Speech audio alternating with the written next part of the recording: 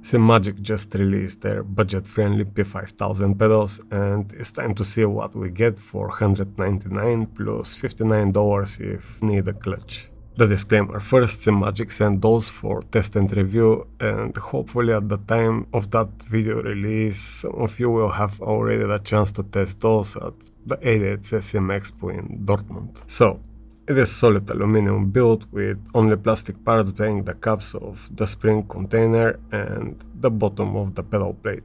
The brake uses piston sensor and 100 kilo load cell, which we can switch for racing cars with load cell, and piston sensor for long travel road cars brake pedal. That's what Simagic suggests, so it's worth trying and see how it works for you. And the other two pedals use the same position sensor without load cell. The package comes with a set of different hardness springs for each pedal, but includes also 3 different elastomers for the brake stiffness. The idea of that set is to be used directly on the floor for those who don't have rigs and casually play racing games on their desk, and of course in that case we can't use much pressure, so only springs must be used. And if one day we decide to move on dedicated rig, we can mount firmly and take full advantage of the 100 kilo load cell. Adjustment wise, we have control of the plate lateral, height and angle position, plus many different slots for each pedal on the plate.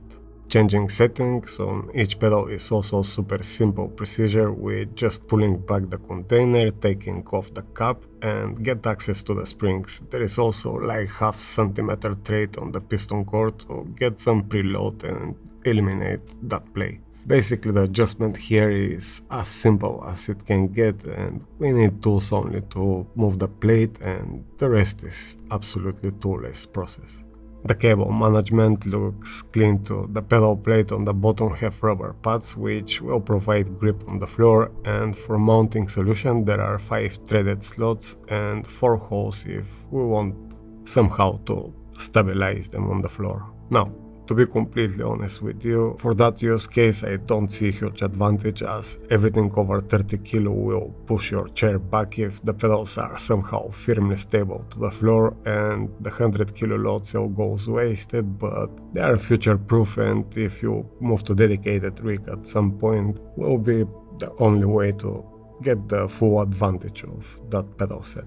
Going to the rig, for the clutch and throttle we can find few springs and see which set will fit our personal taste, and for the brake the minimum which works somehow for me is the stiffest spring with the hardest elastomer, and to push the pedal back in the slot is already challenging. However, that mix creates progressive feeling and is quite sweet for my personal taste, but it has very long travel, and unfortunately we have zero control over the travel in any of those 3 pedals, and that is very weak point. I can add some preload of the piston, which is impossible on the brake without tool, and I have to use some cloth to not scratch the surface, but even so I can take just few millimeters of that long travel. So that being said, I have to admit that the weakest point of that design is we can't go much harder than that, as it will be virtually impossible to return the pedal in the slot,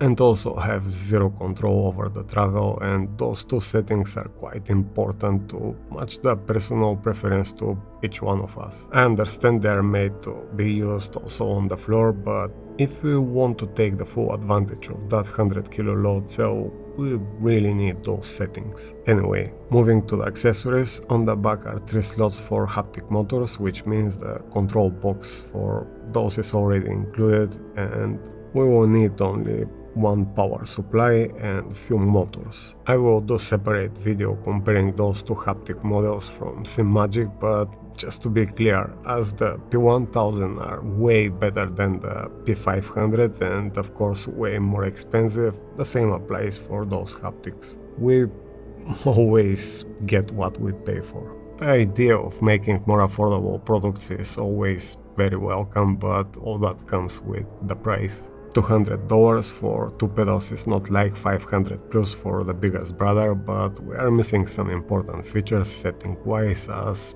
the travel and we have that stiffness limitation. Also, I can really feel the huge difference in quality which have to be expected. What I'm trying to say is, if you are coming from Logitech pedals, it will be a huge upgrade if are used properly attached to cockpit, but they are still on the budget and can be compared to the P1000 in any way. But again, we get what we pay for, and budget-friendly equipment is always welcome. Simagic are well known with their quality for reasonable prices and not cheap by any means, and it looks like they try to appeal to those who don't find logic of spending thousands like some of us, and that is not bad at all. I don't know if it's very fair to be that harsh with those pedals considering the price, but my real problem with that package is the lack of travel adjustment, and I'm a guy who use long travel, but those are way too much for my personal like.